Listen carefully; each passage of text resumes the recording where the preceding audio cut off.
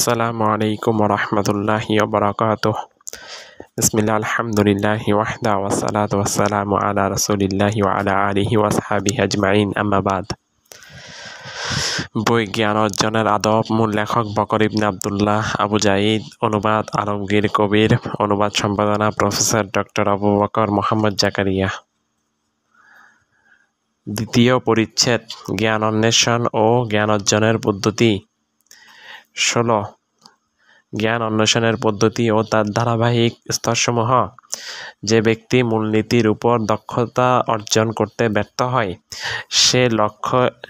সে লক্ষ্যে পৌঁছা থেকে বঞ্চিত হয়, অর্থাৎ জ্ঞান অর্জনের লক্ষ্য অর্জন করতে পারে না।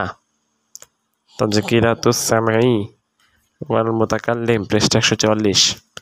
আর যে ব্যক্তি ইলম একবারে অর্জন করতে চায়, সে তার কাছ থেকে তা একেবারেই হারিয়ে যায়। আরসালান রচিত ফাদলুল ইলম, পৃষ্ঠা 144। আরও বলা হয়ে থাকে, কর্ণকুহরে ইলমের জট তৈরি, গাদাগাদি অবস্থা সৃষ্টি করা বুঝের ক্ষেত্রে বিভ্রান্তির কারণ হয়।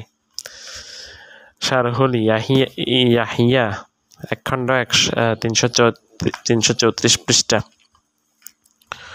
সুতরাং যে কোনো বিষয়ের উপর জ্ঞান অর্জন করতে চাইলে তোমাকে প্রথমে উক্ত শাস্ত্রের উপর মৌলিক বিষয়াদি নিয়ে রচিত কোনো একটি সংক্ষিপ্ত গ্রন্থ একজন নির্ভরযোগ্য শায়খের কাছে ভালোভাবে অধ্যয়ন করতে হবে। শুধুমাত্র ব্যক্তিগত প্রচেষ্টা বা নিজে পড়ার উপর নির্ভর করা চলবে না। জ্ঞান অন্বেষণের কাজটি ক্রমান্বয়ে সম্পন্ন করা উচিত। আল্লাহ তাআলা বলেন, ওয়া কুরআনান ফারাকনাহু লিতাকরাহু আলান নাসি আলা মুকসিন ওয়া নাযালনাহু তানজিলা। আর আমরা কোরআন নাজিল করেছি খণ্ড খণ্ডভাবে, যাতে আপনি তা মানুষের কাছে পাঠ করতে পারেন ক্রমে ক্রমে,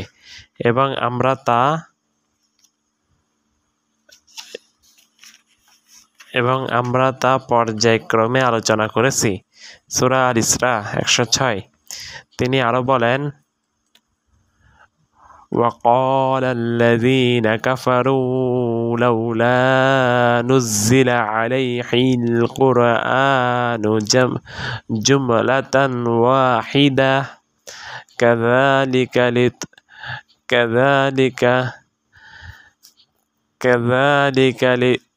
لنثبت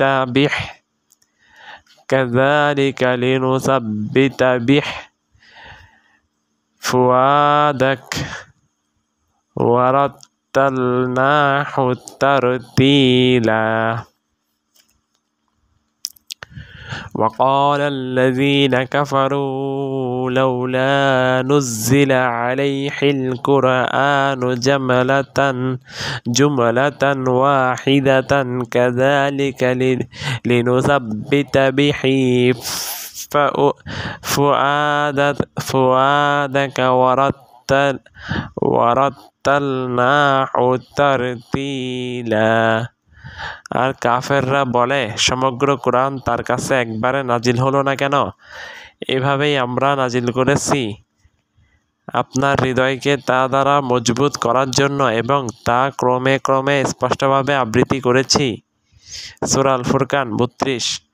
তিনি আরো বলেন, আল্লাযীনা আতাইনাহুমুল কিতাবা ইয়াতলুনাহু হাক্কা তিলাওয়াতিহি।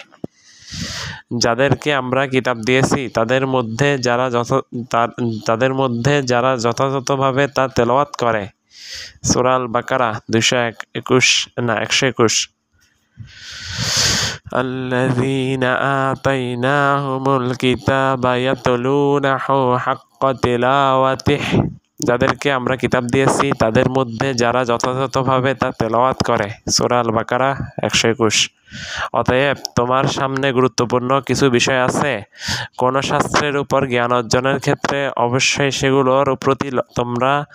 সেগুলোর প্রতি তোমার লক্ষ্য রাখা জরুরি। 1. উক্ত বিষয়ের উপর একটি সংক্ষিপ্ত লেখনী মুখস্থ করে ফেলা। 2. একজন যোগ্য শায়খের কাছ থেকে কাছে থেকে তা ভালোভাবে বোঝা ও আয়ত্ত করে নেওয়া।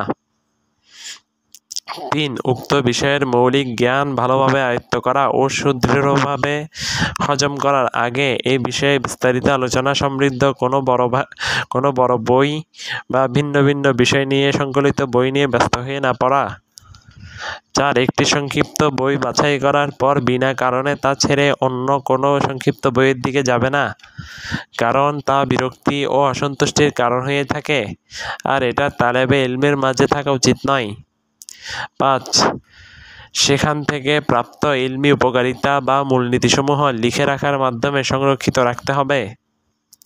6. জ্ঞান অর্জন এবং তাতে উন্নতি সাধনের লক্ষ্যে নফসকে এতে সম্পূর্ণরূপে নিবদ্ধ রাখতে হবে এবং এর উপরের স্তরে পৌঁছা ও তা অর্জন করার প্রতি প্রবল আকাঙ্ক্ষা ও গুরুত্ব থাকতে হবে, যাতে তুমি খুব সহজেই বিস্তারিত আলোচনা সমৃদ্ধ বড় লেখনীগুলো সহজে আয়ত্ত করে নেওয়ার জন্য সুদৃঢ়ভাবে এগিয়ে যেতে পারো। ইমাম ইবনুল আরাবি আল মালিকি রাহিমাহুল্লাহর একটি মত ছিল, কোনো ছাত্র যেন শিক্ষা গ্রহণের ক্ষেত্রে দুটি বিষয়কে একসাথে মিলিয়ে না ফেলে। সে যেন আরবি ভাষা, কবিতা ও গণিত শিক্ষাকে প্রাধান্য দেয়, অতঃপর সেখান থেকে কোরআন শিক্ষার দিকে অগ্রসর হয়। কিন্তু ইমাম ইবনু খালদুন এর বিরোধিতা করে বলেন, বর্তমান সময়ে সার্বিক পরিস্থিতি বিবেচনায় এই নীতিতে কাঙ্ক্ষিত সাফল্য নেই, বরং এই পরিস্থিতিতে কোরআন নিয়ে পড়াশোনা ও তা মুখস্থ করার বিষয়টিকে আগে নিয়ে আসতে হবে, কারণ বাচ্চারা ছোট অবস্থায় কথা শোনে এবং নির্দেশনা পালন করে থাকে, আর যখন প্রাপ্ত বয়স্ক হয়ে যায় তখন তাকে নিয়ন্ত্রণ করা কষ্টসাধ্য হয়ে পড়ে। তবে একসাথে 2 বা ততোধিক শাস্ত্রের জ্ঞান অর্জনের বিষয়টি ছাত্রের বোঝার সক্ষমতা, তৎপরতা ও উদ্যমের ভিন্নতার কারণে ভিন্ন ভিন্ন হয়ে থাকে। খাদির হুসাইন রচিত তারাজিমুর রিজাল, পৃষ্ঠা 105, ফাতাওয়া শাইখুল ইসলাম ইবনে তাইমিয়া, 23 খণ্ড, 54 থেকে 55 পৃষ্ঠা।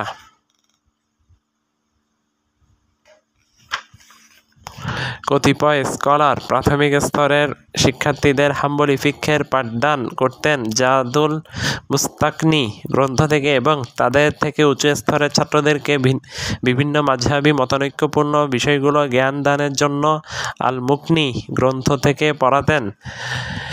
অতঃপর তাদেরকে আরও উঁচু পর্যায়ের মতের ভিন্নতা সংক্রান্ত বিষয়ের পাঠদান করতেন আল মুগনি কিতাব থেকে। এক্ষেত্রে প্রথম স্তরের শিক্ষার্থীদেরকে দ্বিতীয় স্তরের সাথে ক্লাসে বসতে অনুমতি দিতেন না এবং এভাবে অন্যদেরকেও ভিন্ন স্তরের ক্লাসে বসতে অনুমতি দিতেন না। হজবরল অবস্থায় পতিত হওয়া থেকে বেঁচে থাকার জন্য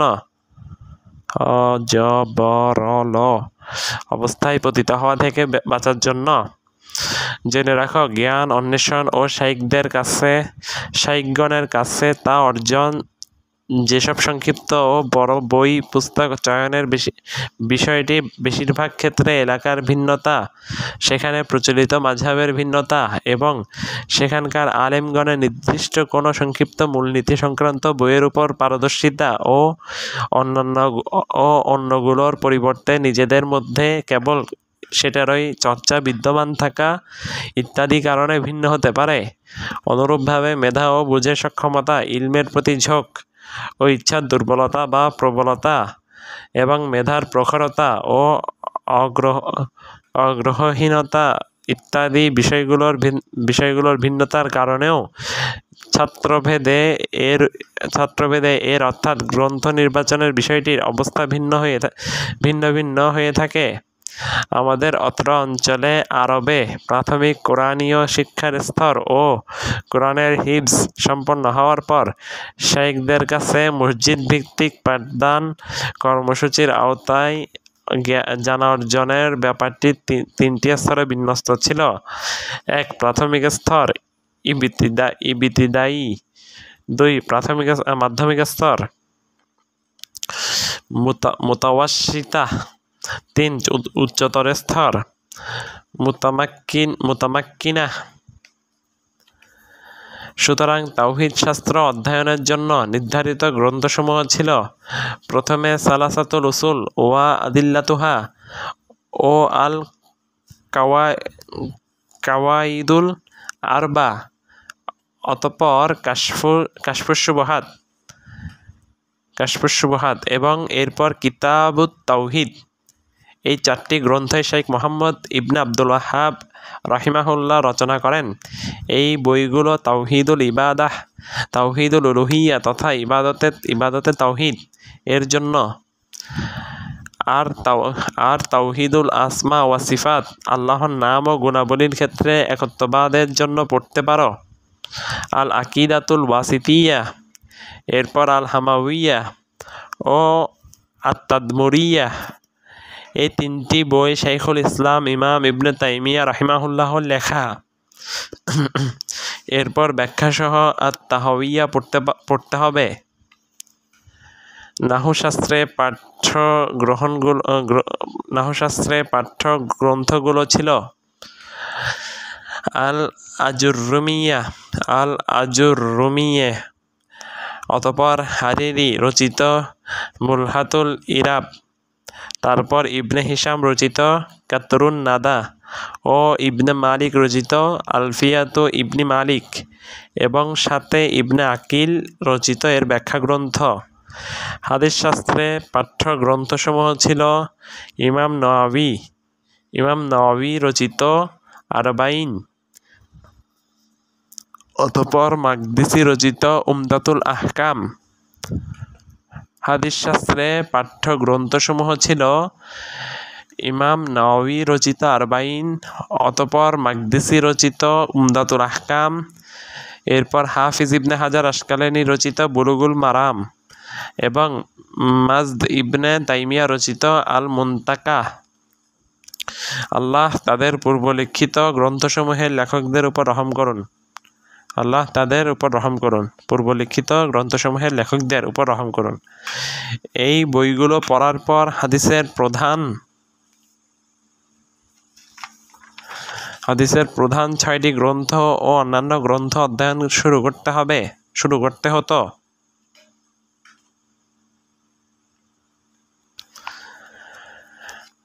মুস্তালাহুল হাদিস তথা হাদিস শাস্ত্রের মূলনীতির উপর প্রথমে ইবনে হাজার আসকালানীর রচিত নুখবাতুল ফিকার, অতঃপর আলফিয়াতুল ইরাকি।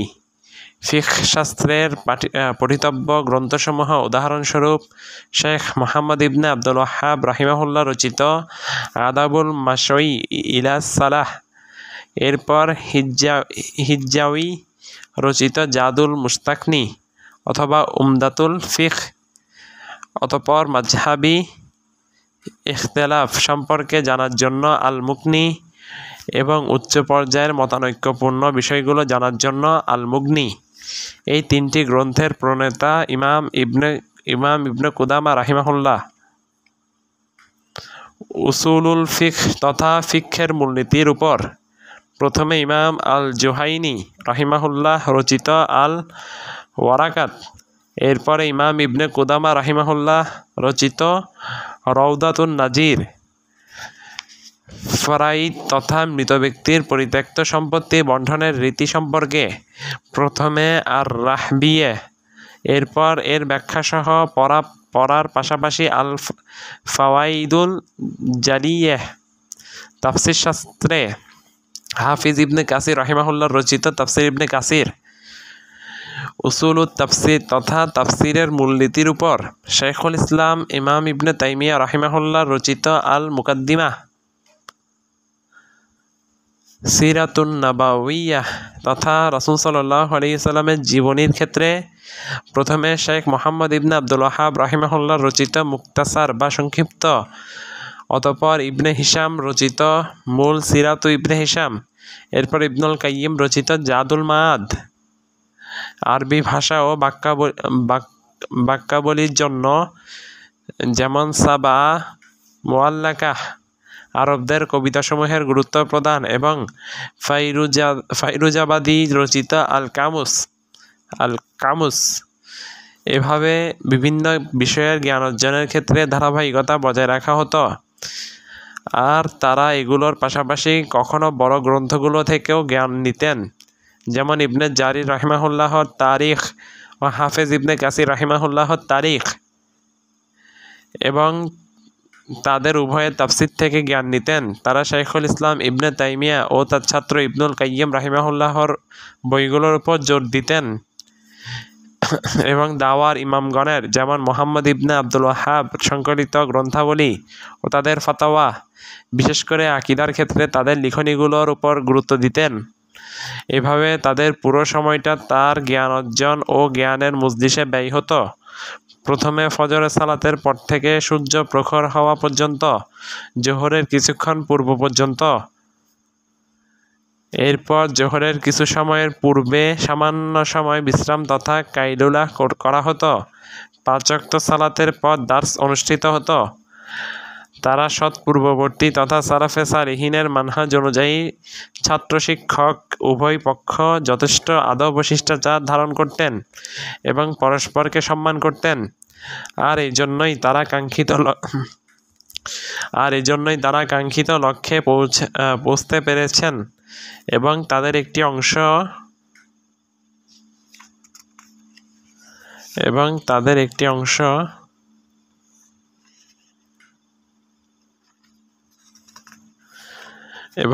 একটি অংশ সর্বজন স্বীকৃত স্কলার বা ইমামে পরিণত হতে পেরেছেন।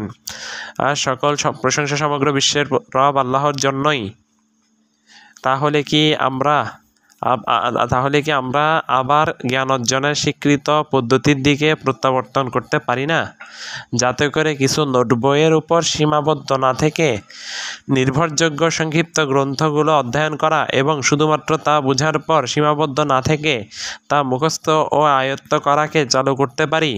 কেননা ছাত্রদের জ্ঞান বিলীন হয়ে যায় এমন অবস্থায় যে তার মুখস্থও থাকে না এবং বুঝও বাকি থাকে না। একইভাবে যাতে শিক্ষাকে সকল প্রকার দোষ ত্রুটি, কলঙ্ক ও প্রতারণা থেকে মুক্ত করে সালাফগণের অনুসৃত পথে রাখা যায়, আল্লাহ সুবহানাহু ওয়া তাআলাই প্রকৃত সাহায্যকারী। হাফিজ উসমান ইবনে খুররাজাজ রাহিমাহুল্লাহ, মৃত্যু 282 হিজরি, বলেন, ইলমে হাদিস তথা হাদিস শাস্ত্রের অধ্যয়ন ও পাঠদানের সাথে সংশ্লিষ্ট ব্যক্তির মধ্যে 5টি বৈশিষ্ট্য থাকা জরুরি। যদি সেখান থেকে একটি বৈশিষ্ট্য তার মধ্যে অনুপস্থিত থাকে তাহলে সেটা তার জন্য ত্রুটি হিসেবে পরিগণিত হবে। 1. উত্তম বোধশক্তি বা আকল সম্পন্ন হওয়া। 2. দিনদার হওয়া। 3. স্মরণশক্তি বা মুখস্থ রাখার সক্ষমতা থাকা। 4. হাদিস শাস্ত্রের এই শিল্পে দক্ষ হওয়া। 5. আমানতদারিতার কারণে মানুষের মাঝে পরিচিতি থাকা। যাহাবি বলেন, আমানত দ্বীনেরই একটা অংশ, আর মুখস্থ রাখার সক্ষমতা মূলত ওই বিষয়ে দক্ষতারই অন্তর্ভুক্ত। আর হাদিস হিফাজতকারীর জন্য জরুরি হলো মুত্তাকি, মেধাবী, নাহবিদ, ভাষাবিদ, শুদ্ধ আত্মার অধিকারী, লজ্জাশীল এবং সালাফদের অনুসারী হওয়া।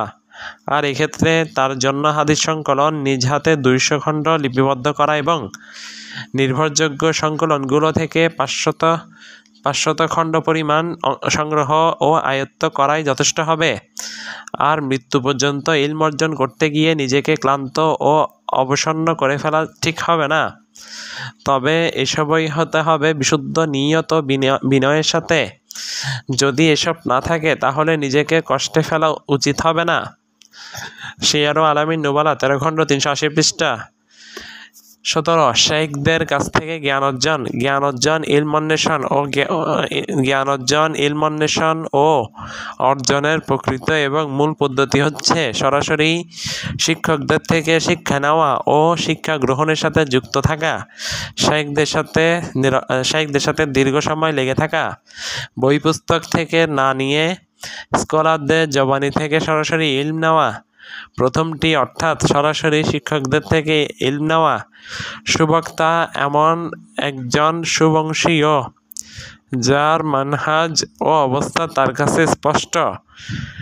প্রিয়জন থেকে অন্য এক প্রিয়জনের জ্ঞান আহরণের মতো।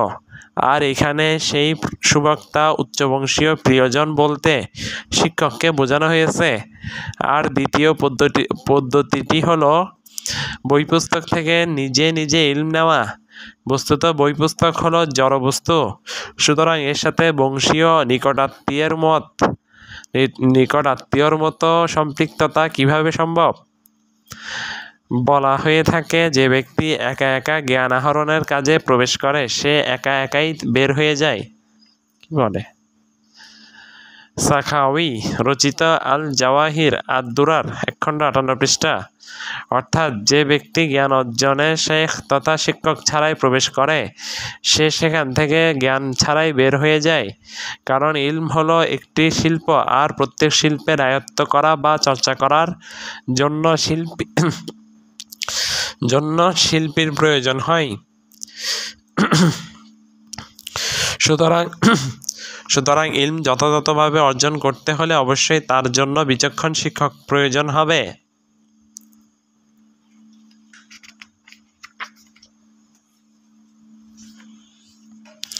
আর এই নীতির উপর প্রায় সকল আলেম ও বিদ্বানদের ইজমা সংগঠিত হয়েছে। তবে কেবল একজন ব্যক্তি বিচ্ছিন্নভাবে এ ব্যাপারে দ্বিমত পোষণ করেছেন।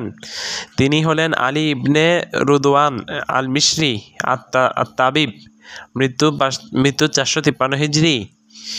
কিন্তু সে যুগের ও পরবর্তী যুগের উলামা মাশায়েখগণ তার দৃষ্টিভঙ্গি প্রত্যাখ্যানও করেছেন এবং তার খণ্ডন করে জবাব দিয়েছেন। হাফিজ যাহাবী রাহিমাহুল্লাহ তার জীবনী আলোচনা করতে গিয়ে বলেছেন, তার কোনো শেখ বা শিক্ষক ছিল না।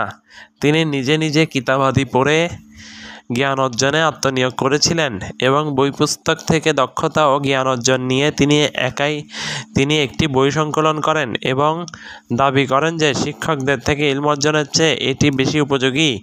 মূলত এটি একটি ভুল ও বিভ্রান্তি। শিয়ার ও আলামিন নুবালা 18 খণ্ড 105 পৃষ্ঠা। আরও দেখুন শারহুল ইয়াহিয়া 66, বুগিয়াতুল ওয়াহ 1 খণ্ড 131, 286, শাজারাতুজ যাহাব 5 খণ্ড 11 পৃষ্ঠা এবং কাজী ইয়াদ রচিত আল গুনিয়া পৃষ্ঠা 16 থেকে 17। সাফাদি রাহিমাহুল্লাহ তার এই বিষয়টির খণ্ডনে আল ওয়াফি গ্রন্থে বিস্তারিত জবাব তুলে ধরেছেন এবং সাফাদি রাহিমাহুল্লাহর বরাতে জাবিদি রাহিমাহুল্লাহ শারহুল ইয়াহিয়াতে অনেক বিজ্ঞ আলেমের দ্বারা তার বক্তব্য খণ্ডন করার বিষয়টি বেশ কিছু কারণ বর্ণনাসহ তুলে ধরেছেন। সেখান থেকে তার খণ্ডনে ইবনে বুতলান রাহিমাহুল্লাহর উক্তিটি বিশেষভাবে উল্লেখযোগ্য। তিনি বলেন, ষষ্ঠ পয়েন্ট, বই পুস্তকে এমন কিছু বিষয় পাওয়া যায় যা ইলম অর্জনের পথে বাধা হয়ে দাঁড়ায়, অথচ সেই ইলমের প্রতিবন্ধক বিষয়গুলো শিক্ষকের মধ্যে থাকে না। যেমন নিম্নোক্ত কারণ অনেক সময় বিকৃতি ঘটে যায়। শব্দ বা বাক্যের উদ্দেশ্য বুঝতে গিয়ে বিকৃত অর্থ বোঝার সম্ভাবনা থাকে। 1. বর্ণমালা সাদৃশ্য থাকা ও উচ্চারণ উল্লেখ না করা। বর্ণমালার সাদৃশ্য থাকা ও উচ্চারণে উল্লেখ না থাকার কারণে একই রকম অক্ষর দিয়ে একাধিক শব্দ আসে, এসব ক্ষেত্রে এটা হয়ে থাকে। আর তখন আলেমগণ নুক্তা ছাড়া লিখতেন, তাই এর সম্ভাবনা আরও বেশি ছিল। 2. চোখের দৃষ্টির বিপদগামিতা বা ভ্রান্তির ফলে ঘটে যাওয়া ভুলের কারণে, অর্থাৎ অনেক সময় ভালোভাবে দৃষ্টিগোচর না হলে একটি শব্দকে নিজের অজান্তেই অন্য শব্দের মতো পড়া হয়ে যায়। বিশেষ করে ছাপা ভালো না হলে এটি অহরহ হয়ে থাকে। 3. ইরাব আরবি বাক্যের শব্দের অবস্থান বিবেচনায় তার শেষের অবস্থা আরবি বাক্যে শব্দের অবস্থা বিবেচনায় তার শেষের অবস্থা সম্পর্কে অভিজ্ঞতা কম থাকার কারণে। 4. বইয়ে বিদ্যমান ত্রুটি বিচ্যুতির কারণে। 5. বইয়ের সংস্করণের ভিন্নতার কারণে। 6. পড়া যাচ্ছে না এমন হাতের লেখা বা ফন্টের কারণে। 7.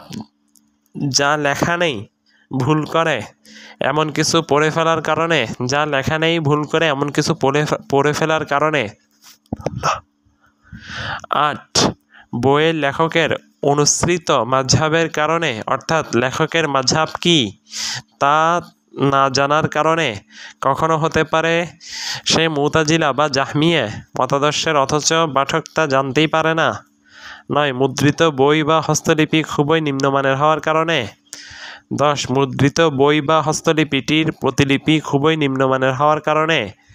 11. থামার বিরাম চিহ্নের জায়গাগুলোতে পাঠক কর্তৃক সঠিকভাবে না থামার কারণে। 12. ভিন্ন ভিন্ন বিষয়ের মৌলিক জ্ঞান ও মূলনীতিগুলোকে একটিকে অপরটির সাথে মিশ্রণ ঘটিয়ে বিভ্রান্ত হওয়ার কারণে। 11. থামার বিরাম চিহ্নের জায়গাগুলোতে পাঠক কর্তৃক সঠিকভাবে না থামার কারণে। 12. ভিন্ন ভিন্ন বিষয়ের মৌলিক জ্ঞান বা মূলনীতিগুলোকে একটিকে অপরটির সাথে মিশ্রণ ঘটিয়ে বিভ্রান্ত হওয়ার কারণে।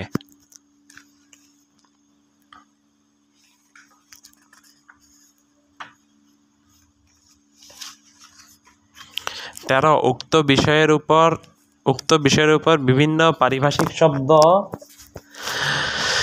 জ্ঞান অর্জনের আদব 46 পৃষ্ঠা। 13 নম্বর বিষয়। 13 নম্বর। উক্ত বিষয়ের উপর বিভিন্ন পারিভাষিক শব্দ প্রয়োগের কারণে। উক্ত বিষয়ের উপর বিভিন্ন পারিভাষিক শব্দ প্রয়োগের কারণে, যেমন মুদাল, মুনকাতি এই জাতীয় পরিভাষা নিয়ে এসেছেন লেখক, কিন্তু প্রাথমিক একজন পাঠক তা বুঝতে পারবে না যদি তার এই বিষয়ে জ্ঞান না থাকে, এবং এক্ষেত্রে মূল উদ্দেশ্য বুঝতে পারবে না এবং বিকৃতি হবে।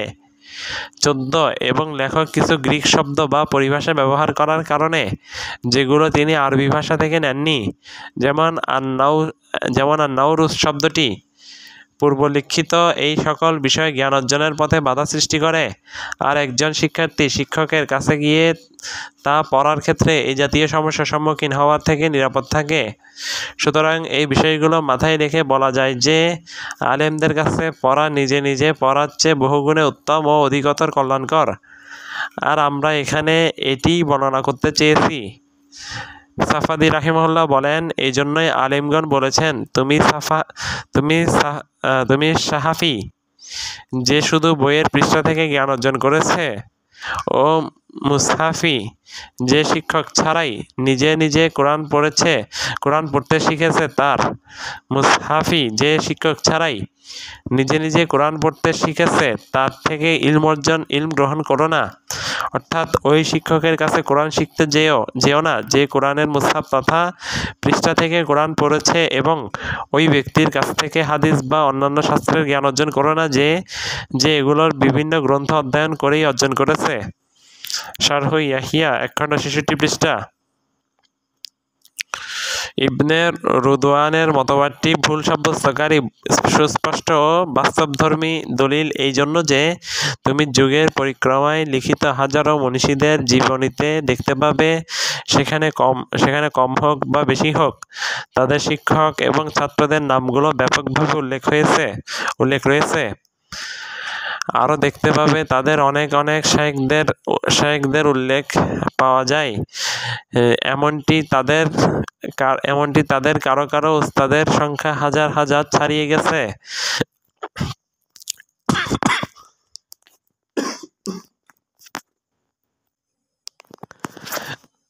দেখতে পাবে তাদের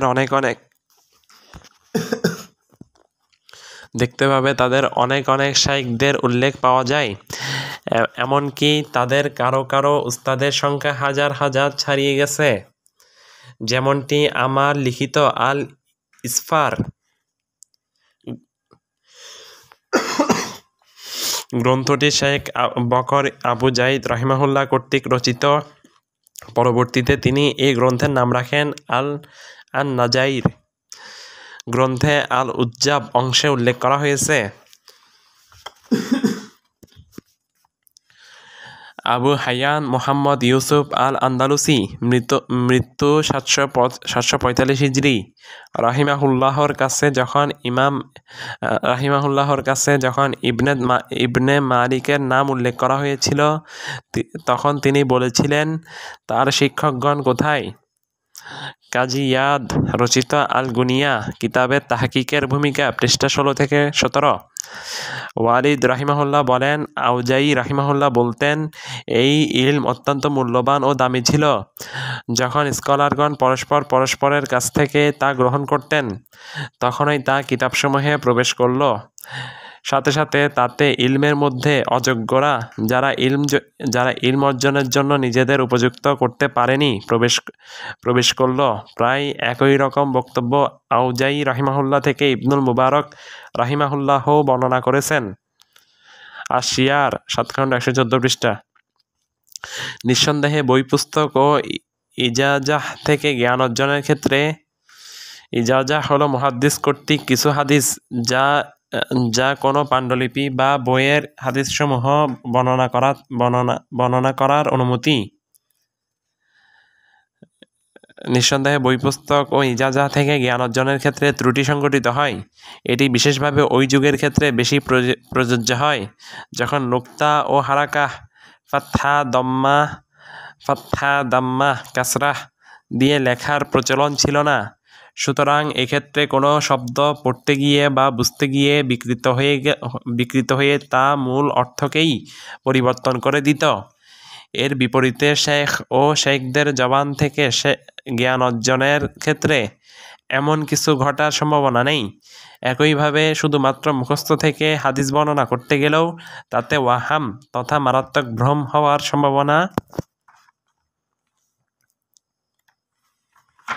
সম্ভাবনা থাকে, যা লিখিত বই ও পাণ্ডুলিপি বা নোট থেকে বর্ণনা করার ক্ষেত্রে ভুলের সম্ভাবনা থাকে না।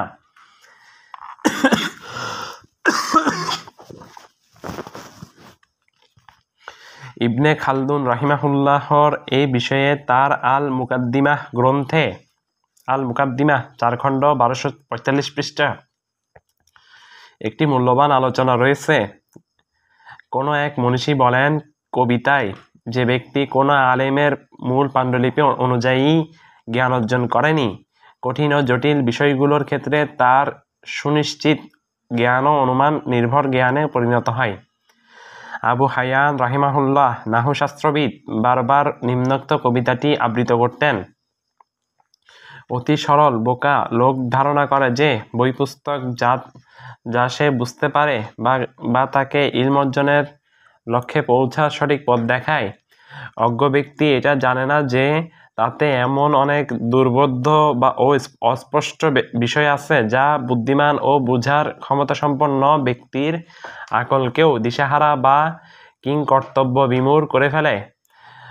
যখন তুমি শেখ বা শিক্ষক ছাড়াই জ্ঞান লাভ করতে চাইবে, তুমি সিরাতে মুস্তাকিম থেকে বিচ্যুত হয়ে পড়বে, আর তোমার কাছে গুরুত্বপূর্ণ বিষয়গুলো সন্দেহযুক্ত হয়ে পড়বে। এমনকি তুমি প্রসিদ্ধ ডাক্তার তুমাল হাকিম একজন ডাক্তার। কিছু ইতিহাস গ্রন্থে তার ব্যাপারে আলোচনা করা হয়েছে। তার নাম দিয়ে মূর্খতা বোঝানোর জন্য উদাহরণ পেশ করা হয়ে থাকে। মূলত তার বাবা ছিল ডাক্তার। তার বাবার মৃত্যুর পর সে উত্তরাধিকার সূত্রে পিতার ডাক্তারি বিদ্যার বই পুস্তকগুলো পেয়ে গেল এবং সেগুলো পড়তে লাগলো। এমন সময় নিম্নোক্ত হাদিসটি তার দৃষ্টিগোচর হলো, কালো জিরা বিশেষ শস্যদানা সকল রোগের শিফা। এখানে আল হাব্বাহ এর স্থানে সে আল হায়াহ পড়ল।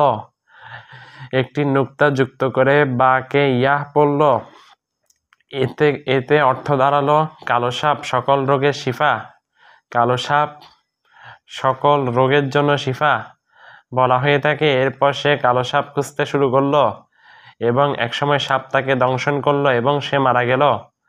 অন্য একটি বর্ণনা মতে সে অনেক মানুষের মৃত্যুর কারণ হয়েছিল।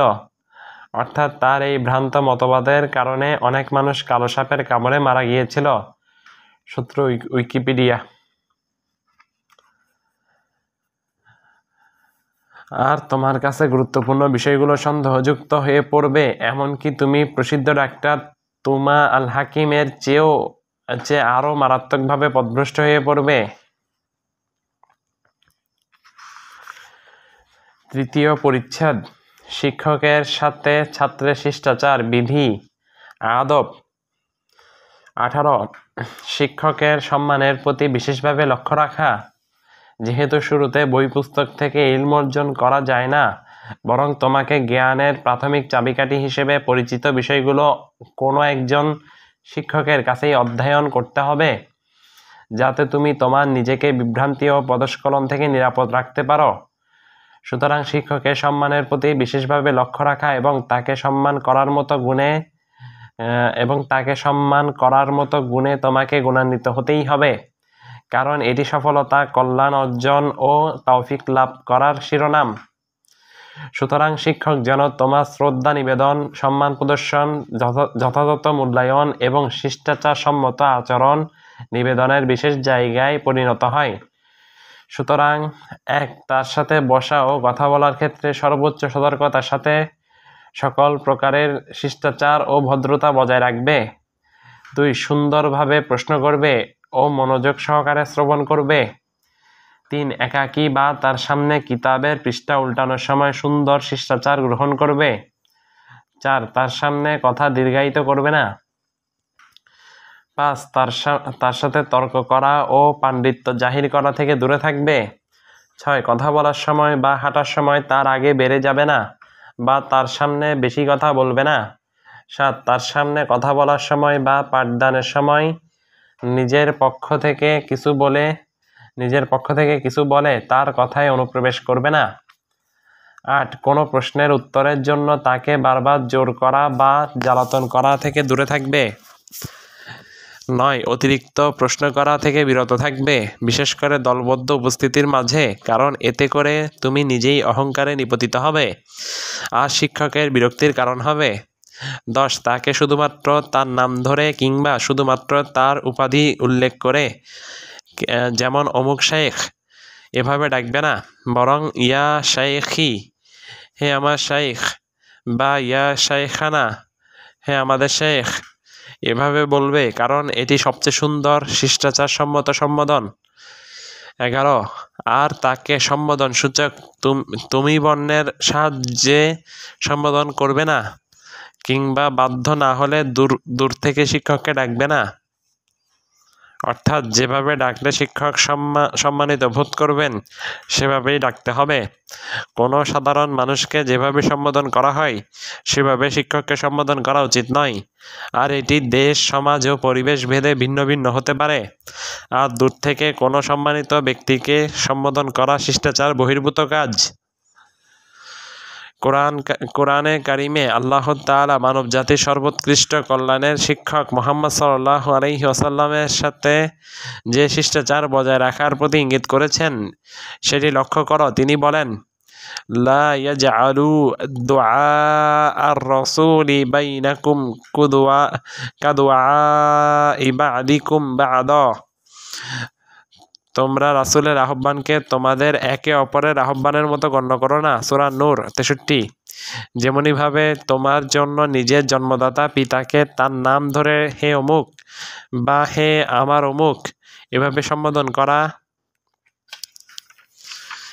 সম্বোধন করা সমীচীন নয়, ঠিক তেমনি একই কাজ তোমার শিক্ষকের সাথেও শালীন হিসেবে পরিগণিত হবে না। 12 ইলমি মজলিস বা সমাবেশের সম্মান রক্ষা করা। 13 ক্লাস থেকে উপকৃত হওয়ার ব্যাপারে নিজেকে উৎফুল্ল রাখা। এই গুরুত্বপূর্ণ বিষয়গুলোর প্রতি লক্ষ্য রাখতে হবে। 14 যদি কোনো শাইখের তরফ থেকে কোনো ভুল কিংবা সংশয় তোমার চোখে ধরা পড়েও তাও তোমার চোখ থেকে যেন তিনি পড়ে না যান, অবমাননাকর দৃষ্টি না আসে, কারণ এটি তার জ্ঞান থেকে তোমার বঞ্চিত হওয়ার কারণ হতে পারে, আর কেই বা ভুল ভ্রান্তিতে পতিত হওয়া থেকে সম্পূর্ণ নিরাপদ। 15 তার সাথে এমন আচরণ করা থেকে সতর্কতা অবলম্বন করবে যা তার বিরক্তির কারণ হতে পারে। অনুরূপ বর্তমান কালের মুআল্লিদ, ওই সকল গবেষক যারা আরবি ভাষা থেকে আধুনিক পরিভাষাসমূহ আবিষ্কার বা উদ্ভাবন করে থাকেন। আহমদ আবু সাদ রচিত মুতাজুদ তারাকিব, পৃষ্ঠা 283। মুআল্লিদ শব্দের বিশ্লেষণ।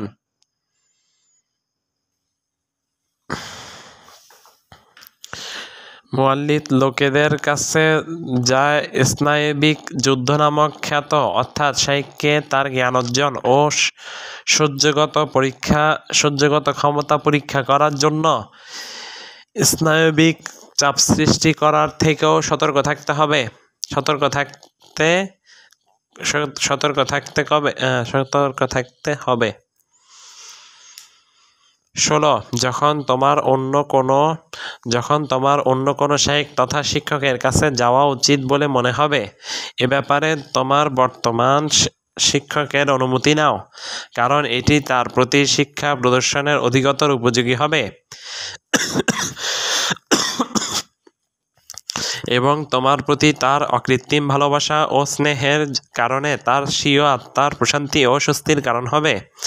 এভাবে প্রতিটি বারাকা ও তৌফিকপ্রাপ্ত সৎ ব্যক্তি কর্তৃক বর্ণিত ও স্বভাবগতভাবে স্বীকৃত অন্যান্য সকল শিষ্টাচার অনুসরণ করত তুমি তোমার দ্বীনী পিতা শিক্ষকের অধিকার যথাযথভাবে আদায় করবে। আল্লাহ আল-ফাসি রচিত মাকাসিদুশ শারিয়াহ, পৃষ্ঠা 33।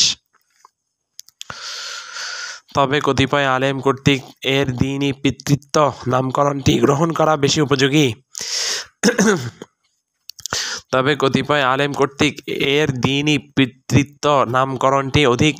বেশি উপযোগী। অবশ্য সেটা বলা পরিত্যাগ করাই অধিক সঠিক। জেনে রাখো, সফলতা ও উন্নতি সেই পরিমাণ আসে যে পরিমাণ শিক্ষকের প্রতি সম্মান প্রদর্শন করা হয়, আর এতে ত্রুটির পরিমাণ অনুযায়ী ব্যর্থতার আলামত পরিলক্ষিত হয়। জরুরি সতর্কীকরণ: আমি তোমাকে আল্লাহর আশ্রয়ে দিতে চাই অনারব সুফিবাদী ও পরবর্তী যুগের বিদাতি লোকদের কর্মকাণ্ড থেকে, শরীয়তে নির্ধারিত শিষ্টাচার বহির্ভূত বিনয় প্রদর্শন করা থেকে, যেমন শিক্ষকের হাত লেহন করা, স্কন্ধ চুম্বন করা, সালামের সময় বড়দের ছোট বাচ্চাদেরকে স্নেহ করার অবস্থার ন্যায় শিক্ষকের ডান হাতকে নিজের ডান ও বাম উভয় হাত দিয়ে ধারণ করা, সালামের সময় ঝুঁকে যাওয়া, খুবই শিথিল ও দুর্বলদের মত শব্দ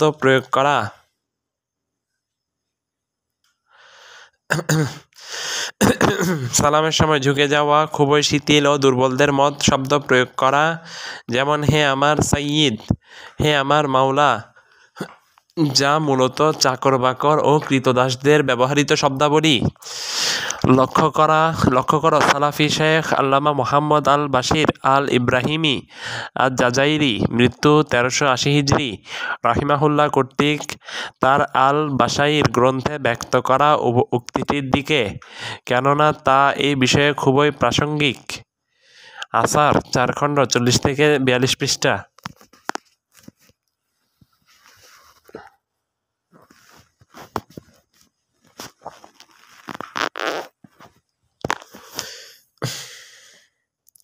19 তোমার মূলধন বা পুঁজি তোমার শিক্ষকের কাছ থেকেই আসবে। তিনি তার উত্তম আচরণ ও মহৎ চারিত্রিক বৈশিষ্ট্যগুলোর মাধ্যমে তোমার আদর্শ হবেন, আর তার পাঠদান ও সেখান থেকে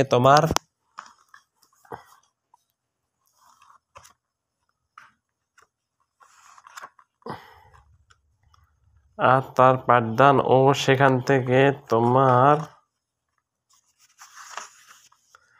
জ্ঞান লাভ করার বিষয়টি একটি অতিরিক্ত প্রাপ্তি বিবেচনা করবে, কিন্তু শিক্ষকের প্রতি ভালোবাসা প্রদর্শনে অতিরঞ্জিত বা বাড়াবাড়ি পর্যায়ে যেও না, যে কারণে তুমি হয়তো নিজের অজান্তে এমন জঘন্য কাজ করে বসবে যা তুমি উপলব্ধি করতে না পারলেও তোমার আশেপাশে সবাই বুঝতে পারবে। সুতরাং তুমি তার কণ্ঠস্বর, স্বরভঙ্গি, হাঁটাচলা, নড়াচড়া ও হাবভাবের ক্ষেত্রে তাকে অন্ধ অনুকরণ বা নকল করতে যেও না, কারণ তিনি একজন সম্মানিত শাইখ হিসেবে গড়ে উঠেছেন এই বৈশিষ্ট্যগুলোর মাধ্যমে, অর্থাৎ এগুলি হয়তো তাকেই মানায়, তোমাকে নয়। সুতরাং তুমি এসবের ক্ষেত্রে তার অনুসরণ করতে গিয়ে নিজের সর্বনাশ ডেকে আনবে না।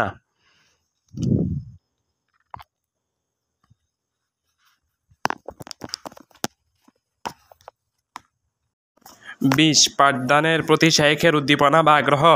শিক্ষার্থী কর্তৃক শাইখের দার্স মনোযোগের সাথে শ্রবণ করার সক্ষমতা, তার মনোযোগ, ক্লাসে শিক্ষকের সাথে তার অনুভূতি বা ইন্দ্রিয়গুলোর স্বতঃস্ফূর্ত অংশগ্রহণ ইত্যাদি বিষয়গুলোর উপর ক্লাসে শিক্ষকের পাঠদানের আগ্রহ ও উদ্দীপনা নির্ভর করে।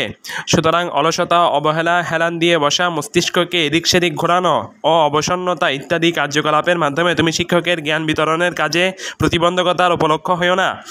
খতিব বাগদাদী রাহিমাহুল্লাহ বলেন, ইলমি উপকারিতা কেবল তার হাতেই ধরা দেয় যে এটিকে পাওয়ার জন্য প্রবলভাবে আগ্রহী হয় এবং এটি কেবল তার সামনেই উপস্থিত হয় যে তা অর্জনের জন্য কৌতূহলী বা উদ্গ্রীব থাকে। সুতরাং মুহাদ্দিস বা হাদিসের শিক্ষক যদি তার ছাত্রের মধ্যে কোনো অবহেলা দেখতে পান, তাহলে তিনি যেন চুপ হয়ে যান এবং হাদিস বর্ণনা না করেন। কেননা কোনো সাহিত্যিক বলেন, বক্তার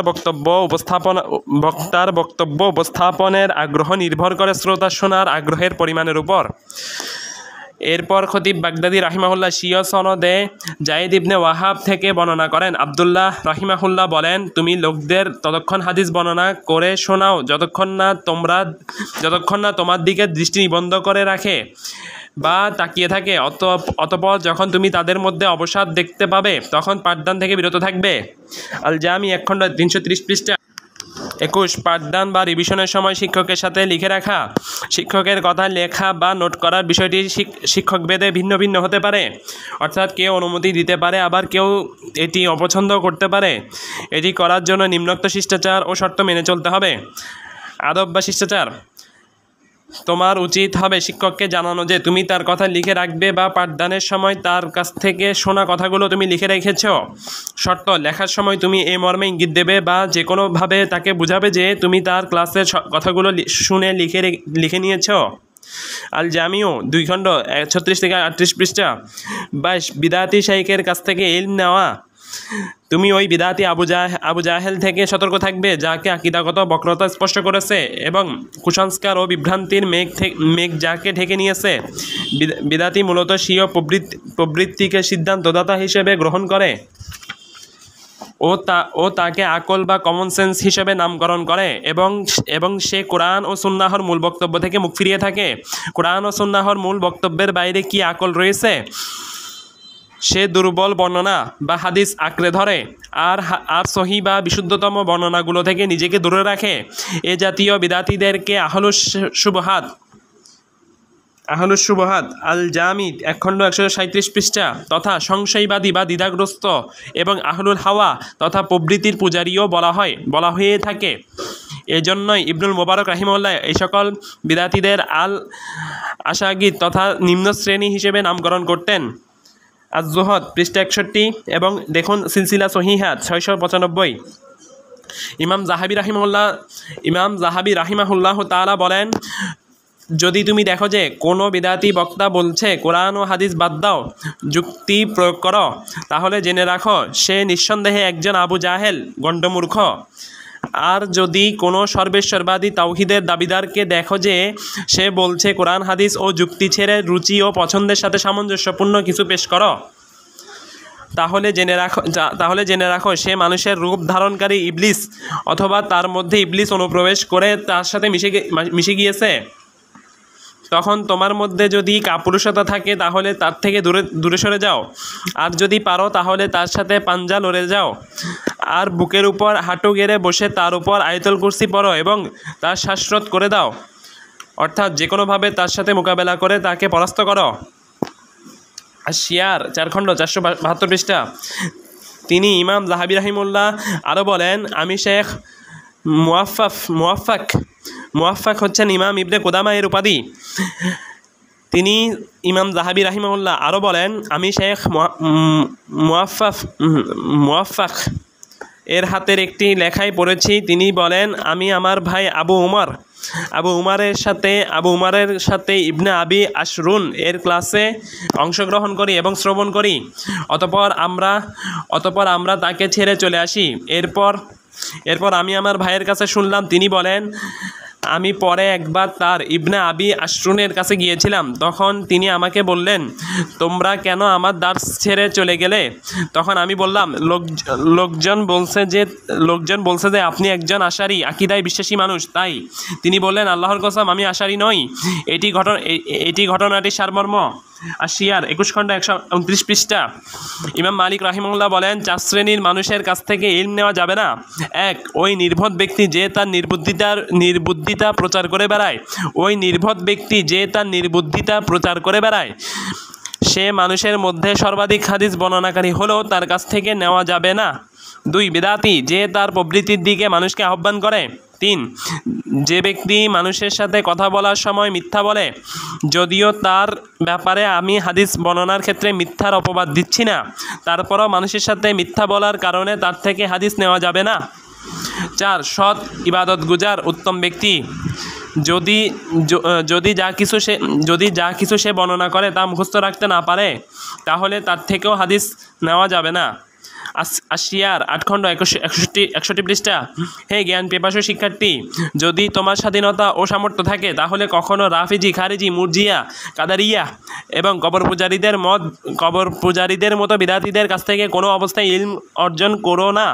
কারণ বিদাতী ও তাদের বিদাতী কর্মকাণ্ড পরিত্যাগ না করে তুমি কখনোই দ্বীনের ব্যাপারে বিশুদ্ধ আকীদা পোষণকারী, আল্লাহর সাথে সুদৃঢ় সম্পর্ক স্থাপনকারী, সঠিক দৃষ্টিভঙ্গি পোষণকারী এবং সঠিক পথের অনুসারী হয়ে জ্ঞানীদের স্তরে পৌঁছতে পারবে না। আহলুস সুন্নাহর আলেমগণ কর্তৃক বিদাতের মূলোৎপাটন, বিদাতীদের সাথে চরম বিরোধিতা প্রদর্শন ও একজন খোসপাচরায় আক্রান্ত সংক্রামক রোগী থেকে একজন সুস্থ মানুষ যেভাবে দূরে থাকে, ঠিক সেভাবে তাদের বিদাতীদের থেকে দূরে থাকা ইত্যাদি বিষয়গুলো ব্যাপকভাবে বিদ্যমান রয়েছে। এমন জীবনী সংক্রান্ত ও সুন্নাহকে দৃঢ়ভাবে আঁকড়ে ধরা সংক্রান্ত গ্রন্থাবলীর সংখ্যা অনেক। আর সালাফদের মধ্য থেকে আহলুস সুন্নাহর এই বিষয়ে অনেক কিসসা ও ঘটনা রয়েছে, যার ব্যাখ্যা সময় সাপেক্ষের ব্যাপার। আমরা হাজরুল মুবতাদি পুস্তিকাটিকে এ ব্যাপারে গুরুত্বপূর্ণ মূলনীতিগুলো আলোচনা করা হয়েছে। আগ্রহী ব্যক্তি তা দেখে নিতে পারে। কিন্তু এখানে সালাফদের যেসব ঘটনাবলী থেকে মৌলিক কিছু বিষয়ের প্রতি ইঙ্গিত দেওয়া ভালো মনে করছি। সালাফগণ বিদআত ও বিদাতীকে প্রত্যাখ্যান করা এবং তাদেরকে অবজ্ঞা ও তুচ্ছ জ্ঞান করার মাধ্যমে আল্লাহ তাআলার কাছে সওয়াব ও পুরস্কার প্রত্যাশা করতেন, অর্থাৎ এটাকে সওয়াবের কাজ মনে করতেন। এবং সালাফগণ বিদাতীদের সাথে উঠা বসা, তাদের সাথে পরামর্শ করা বা মতামত জানতে চাওয়া, তাদের সাথে একসাথে পানাহার করা ইত্যাদি বিষয় থেকে সতর্ক ও সাবধান করতেন। এমনকি তারা বলতেন যে কোনো সুন্নাহপন্থী ও বিদাতীর আগুন যেন একত্রিত না হয়, অর্থাৎ সুন্নি ও বিদাতীদের রান্না যেন একসাথে না হয়, অথবা তাদের মাঝে অবস্থানের দূরত্ব এত বেশি হয় যেন একে অপরের বাড়ির আগুন দেখতে না পায়। সালাফদের মধ্যে এমনও ব্যক্তি ছিলেন যারা বিদাতী ব্যক্তির জানাজা পড়তেন না এবং জানাজার স্থল ত্যাগ করে চলে যেতেন। আল্লামা শেখ মোহাম্মদ ইবনে ইব্রাহিম মৃত্যু 1389 হিজরি রাহিমাহুল্লাহকে বিদাতীর জানাজা প্রত্যাখ্যান করে স্থান ত্যাগ করতে দেখা গেছে। সালাফদের মধ্যে এমন ব্যক্তিবর্গও ছিলেন যারা বিদাতী ইমামের পিছনে সালাত আদায় করতে নিষেধ করতেন এবং তাদের বিদাতী কর্মকাণ্ড মানুষের সামনে বর্ণনা করতেও নিষেধ করতেন, কারণ মানুষের অন্তর খুবই দুর্বল। আর সন্দেহ ও সংশয় খুবই ক্ষিপ্ত গতির ছিনতাইকারী, অর্থাৎ সন্দেহ ও সংশয় মানুষের অন্তরে খুবই ক্ষিপ্ততার সাথে প্রবেশ করে এবং মানুষ সন্দিহান হয়ে পড়ে। সাহাল ইবনে আবদুল্লাহ আত-তুস্তারি রাহিমাহুল্লাহ অপারগতার মুহূর্ত বিদাতীদের জন্য মৃত প্রাণীর গোশত খাওয়া বৈধ মনে করতেন না। সাহাল ইবনে আবদুল্লাহ আত-তুস্তারি রাহিমাহুল্লাহ অপারগতার মুহূর্তেও বিদাতীর জন্য মৃত প্রাণীর গোশত খাওয়া বৈধ মনে করতেন না, কারণ সে বাগী, সীমালঙ্ঘনকারী। আর কোরআনে আল্লাহ সুবহানাহু ওয়া তাআলা বলেন, ফামানিদ তুররা গায়রা বাগিন ওয়ালা আদিন ফালা ইসমা আলাইহি ইন্নাল্লাহা গফুরুর রহিম। কিন্তু যে অনন্য পায় অথচ নাফরমান কিংবা সীমালঙ্ঘনকারী নয়, তার কোনো পাপ হবে না। নিশ্চয় আল্লাহ অতি ক্ষমাশীল, পরম দয়ালু। সূরা আল বাকারা 173। আর উক্ত বিদাতী ব্যক্তি তার বিদাতের কারণে সীমালঙ্ঘনকারী ও নাফরমান। আল ফাতাওয়া 28 খণ্ড 218 পৃষ্ঠা, এটি পড়ে দেখুন, কারণ এটি অত্যন্ত গুরুত্বপূর্ণ। সালাফগণ বিদাতীদেরকে নিজেদের ক্লাস বা মজলিস থেকে তাড়িয়ে দিতেন, যেমনটি ইমাম মালিক রাহিমাহুল্লাহ কর্তৃক তাকে আল্লাহর আরশের উপরে ওঠার ধরন সম্পর্কে প্রশ্নকারী ব্যক্তির সাথে সংঘটিত হওয়া ঘটনায় উল্লেখ আছে। ওই ব্যক্তিকে ইমাম মালিক রাহিমাহুল্লাহ তার বিখ্যাত সেই জবাবটি দেওয়ার পর বললেন, আমার ধারণা হচ্ছে তুমি বিদাতি। অতঃপর ইমাম রাহিমাহুল্লাহর নির্দেশে তাকে ক্লাস থেকে বের করে দেওয়া হয়। বিদাতীদের প্রতি অবজ্ঞা ও ঘৃণা প্রদর্শন ও তাদের পরিত্যাগ করার ব্যাপারে সালাফদের থেকে অসংখ্য বর্ণনা পাওয়া যায়। সালাফগণ এমনটা করেছেন বিদাতীদের অনিষ্ট থেকে মানুষকে সাবধান করার জন্য, তাদের বিদাতি কর্মকাণ্ডের ব্যাপক প্রচারকে নিয়ন্ত্রণ ও রোধ করার জন্য, তাদের দমিয়ে রাখা ও মনোবল ভেঙে দেওয়ার জন্য, যাতে তারা বিদাতের প্রচারণায় দুর্বল হয়ে পড়ে। তাছাড়া সালাফগণ কর্তৃক বিদাতীদের প্রতি ঘৃণা প্রদর্শন ও তাদের প্রত্যাখ্যান করার আরেকটি কারণ হলো একজন সুন্নাহপন্থী ব্যক্তির বিদাতীদের সাথে উঠা বসা সাধারণ বা প্রাথমিক পর্যায়ের মুসলিমদের কাছে ওই বিদাতির বিশ্বাসযোগ্যতা বা প্রশংসনীয় ব্যক্তি হওয়ার প্রমাণ হিসেবে বিবেচিত হতে পারে। কারণ আমি তথা সাধারণ মানুষ, এই আরবি শব্দটি আমা থেকে নির্গত হয়েছে। আমা মানে অন্ধ, আর অন্ধ মানুষ অধিকাংশ ক্ষেত্রে তাকে যে পরিচালনা করে তার হাতের নিয়ন্ত্রণেই থাকে। অর্থাৎ সাধারণ মানুষ সুন্নাহপন্থী ব্যক্তি কর্তৃক বিদাতি আলেমদের সাথে উঠা বসার কারণে উক্ত বিদাতিকে বিশ্বাস করে তার কাছে যাবে, আর তখন সে উক্ত বিদাতি কর্তৃক বিদাতের পথেই পরিচালিত হওয়ার সম্ভাবনা বেশি থাকে। আর মুস্তালাহা তথা উসুলে হাদিস, আদাবুত তালাব তথা জ্ঞান অর্জনের আদব এবং আহকামুজ জারহ ওয়া তাদিল তথা বর্ণনাকারীদের দোষ ত্রুটি সংক্রান্ত বিধিবিধান বিষয়ে রচিত গ্রন্থাবলীতে আমরা এই জাতীয় বর্ণনাসমূহ বিস্তারিত দেখতে পাই। যেমন খতিব আল বাগদাদি আল জামে গ্রন্থে বলেন, অধ্যায় শাইখগণের মধ্যে পরস্পর বিরোধী বৈশিষ্ট্য পাওয়া গেলে তাদের মধ্যে কাকে পছন্দ করা হবে। 10 খণ্ড 127 পৃষ্ঠা। অনুরূপ আজ সামুরাই এর সৎ কাজের আদেশ ও অসৎ কাজের নিষেধের ব্যাপারে আলিমগণের নীতি, পৃষ্ঠা 215 থেকে 255। এটি গুরুত্বপূর্ণ। তদ্রূপ আমার আলিস্কার গ্রন্থের তাহাউলুল মাজহাবি অধ্যায়ে বেশ কিছু উদাহরণ রয়েছে যাতে বিদাতীদের সাথে মেলামেশার কুফল বর্ণিত হয়েছে। হে জ্ঞান অন্বেষী শিক্ষার্থী, তুমি সঠিক পথে সালাফি হও এবং বিদাতীরা তোমাকে ফিতনায় ফেলে দেওয়া থেকে সাবধান থেকো, কারণ তারা মানুষকে শিকারে পরিণত করতে এবং প্রতারণার ফাঁদে ফেলতে বিভিন্ন পথে বিনিয়োগ করে। তারা তাদের বিদাতি কর্মকাণ্ডের পথ সুগম করার জন্য মিষ্টি কথা, প্রচুর চোখের অশ্রু ঝরানো, সুরুচিপূর্ণ ও মার্জিত পোশাক পরিধান করা, কাল্পনিক কথাবার্তার সাহায্যে নিজেদের দিকে আকৃষ্ট করা, কারামত বর্ণনা করে আশ্চর্যান্বিত করা বা তাক লাগিয়ে দেওয়া এবং হস্ত লেহন ও কাঁধে চুম্বন করা ইত্যাদি কার্যকলাপের মাধ্যমে নানা নিত্য নতুন কৌশল বা পথ আবিষ্কার করে থাকে। অথচ এসবের আড়ালে তাদের বিদাতের প্রতি তীব্র আকাঙ্ক্ষা এবং ফিতনার ধূলিকণা ছাড়া আর কিছুই নেই, যা সে বিদাতি তোমার অন্তরে গেঁথে দেবে এবং তোমাকে তার জুতার ফিতা হিসেবে ব্যবহার করবে। আল্লাহর কসম, অন্ধ কখনো অপর অন্ধকে পরিচালনা করতে ও তাদেরকে সঠিক পথ দেখাতে পারে না। আসুন্নাহপন্থী আলেমদের কাছ থেকে জ্ঞান নেওয়ার ব্যাপারটি হলো মধু চেটে খেয়ে নাও। জিজ্ঞেস করো না এর মতো, অর্থাৎ কোনোরূপ সন্দেহ করা ছাড়াই তুমি তাদের থেকে জ্ঞানের সুধা পান করতে পারো। আল্লাহ তোমাকে সঠিক পথের অনুসারী হওয়ার তৌফিক দান করুন, যাতে তুমি নবুয়তি উত্তরাধিকার সূত্রে প্রাপ্ত ইলম থেকে বিশুদ্ধ ও পরিচ্ছন্ন অবস্থায় পান করতে পারো। অন্যথায় যে এই দ্বীনের উপর ক্রন্দন করতে চায় সে কাঁদুক, অর্থাৎ যে সত্যিকার অর্থে দ্বীন নিয়ে ভাবতে চায় সে ভাবুক। দ্বীন তোমার মুখাপেক্ষী নয়। এতক্ষণ তোমার জন্য যা কিছু উল্লেখ করলাম তা কেবল শিক্ষক বা শাইখ নির্বাচনের ক্ষেত্রে তোমার সামর্থ্য ও স্বাধীনতা থাকলেই প্রযোজ্য হবে। কিন্তু যদি তুমি কোনো দার্সে নিজামি তথা প্রাতিষ্ঠানিক সিলেবাসের অধীনে পড়াশোনা করো এবং তোমার নিজস্ব কোনো স্বাধীনতা না থাকে, তাহলে তার বিদাতি ও তার বিদাতের অনিষ্ট থেকে আল্লাহর কাছে আশ্রয় চাইবে এবং সর্বোচ্চ সতর্কতা অবলম্বন করবে। যেমন আরবদের উদাহরণের মধ্যে বলা হয়, তুমি ফল তুলে নাও আর কাঠ আগুনে ফেলে দাও। এমত অবস্থায় জ্ঞান অর্জন থেকে ছিটকে যেও না কিংবা ব্যর্থতার পরিচয় দিও না, কারণ আমি আশঙ্কা করি যে এটি যুদ্ধের ময়দান থেকে পলায়ন করার মতো অন্যায় হিসেবে বিবেচিত রচিত হতে পারে। তোমার দায়িত্ব কেবল তার উক্ত বিদাতির বিষয়গুলো যাচাই বাছাই করা, তার অনিষ্ট থেকে বেঁচে থাকা এবং তার গোপন রহস্য উদ্ঘাটন করা ও উন্মোচন করা। এ ব্যাপারে চমৎকার কিছু বিরল দৃষ্টান্তের মধ্যে একটি হলো আবু আব্দুর রহমান আল মুকরি একজন মুরজিয়া আকিদার বিশ্বাসী ব্যক্তি থেকে হাদিস বর্ণনা করেছেন। তাকে বলা হলো, আপনি মুরজিয়া থেকে হাদিস বর্ণনা করছেন কেন? তিনি বললেন, আমি তোমাদের কাছে হাড়সহ গোস্ত বিক্রি করছি। খতিব রচিত আল জামি 1 খণ্ড 224 পৃষ্ঠা। অর্থাৎ লোকটির পরিচয় দিয়ে গোস্তে তথা হাদিসে হাড় তথা ইরজা দোষ থাকার কথা জানিয়ে দিলেন। এখানে মুকরি রাহিমাহুল্লাহ কোনো রকম ধোঁকা বা অজ্ঞতা শিকার না হয়েই মুরজিয়া লোকটি সম্পর্কে জেনে শুনেই তার থেকে হাদিস বর্ণনা করেছেন, কারণ তিনি হাদিস বর্ণনা করার পর বলে দিয়েছেন যে তিনি মুরজিয়া আকিদায় বিশ্বাসী ছিলেন। আমি এখানে যে কথাগুলো লিখেছি সেগুলো তোমার আকিদার মূলনীতি হওয়া উচিত, যা মূলত আহলুস সুন্নাহ ওয়াল জামায়াতের আকিদা। আর এই বিষয়ে শাইখুল ইসলাম আবু উসমান ইসমাইল ইবনে আব্দুর রহমান আস-সাবুনি মৃত্যু 439 হিজরি রাহিমাহুল্লাহ রচিত আল আকিদাতুস সালাফিয়া নামক গ্রন্থে খতিব রচিত আল জামি 1 খণ্ড 224 পৃষ্ঠা। অর্থাৎ লোকটির পরিচয় দিয়ে গোস্তের তথা হাদিসে হার তথা ইরজায় দোষ থাকার কথা জানিয়ে দিলেন। আকিদাতুস সালাফিয়া নামক গ্রন্থে উল্লেখ রয়েছে, তিনি বলেন, সালাফগণ বিদাতপন্থীদের ঘৃণার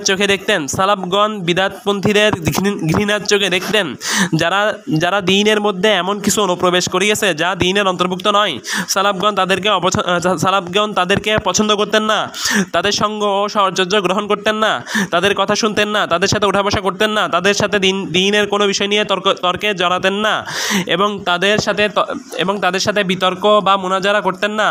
আর সালাফগণ তাদের সেসব বাতিল কথাবার্তাগুলো শ্রবণ করা থেকে কানকে নিরাপদ রাখা উচিত বলে মনে করতেন।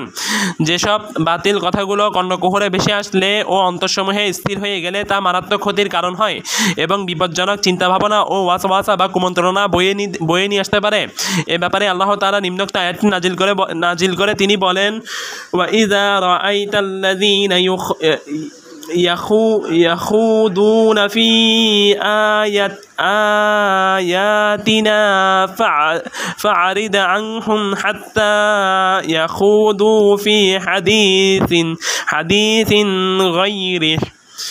আর আপনি যখন তাদেরকে দেখেন যারা আমাদের আয়াতসমূহ সম্বন্ধে উপহাসমূলক আলোচনায় মগ্ন হয়, তখন আপনি তাদের থেকে মুখ ফিরিয়ে নেবেন যে পর্যন্ত না তারা অন্য প্রসঙ্গ শুরু করে। সূরা আল-আনাম 68। সুলাইমান ইবনে ইয়াসার থেকে বর্ণিত আছে, সাবিক নামক এক ব্যক্তি মদিনায় এসে কোরআনের মুতাশাবিহ আয়াত সম্পর্কে প্রশ্ন করতে লাগলো। ওমর রাদিয়াল্লাহু আনহু তাকে ডেকে পাঠালেন এবং তিনি তার জন্য অনেকগুলো খেজুরের ডাল প্রস্তুত করে রাখলেন। ওমর রাদিয়াল্লাহু আনহু জিজ্ঞেস করলেন, তুমি কে? লোকটি বলল, আমি আল্লাহর বান্দা সাবিক। তখন ওমর রাদিয়াল্লাহু আনহু ওই ডালগুলো থেকে একটি ডাল নিলেন এবং তাকে মারতে মারতে তার মাথা রক্তাক্ত হয়ে যাওয়ার পর তাকে ছাড়লেন। অতঃপর সে সুস্থ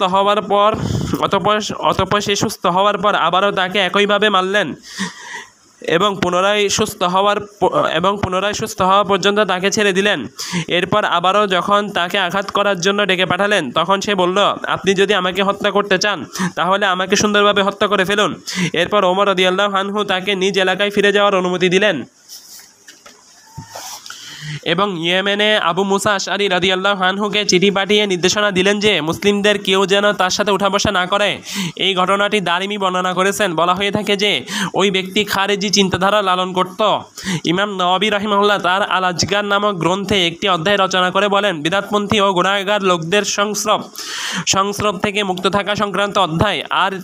আর তিনি সেখানে আবু মুসা আশআরী রাদিয়াল্লাহু আনহু কর্তৃক বর্ণিত নিম্নোক্ত হাদিসটি উল্লেখ করেন, ইন্না রাসূলুল্লাহি সাল্লাল্লাহু আলাইহি ওয়াসাল্লাম বারিয়া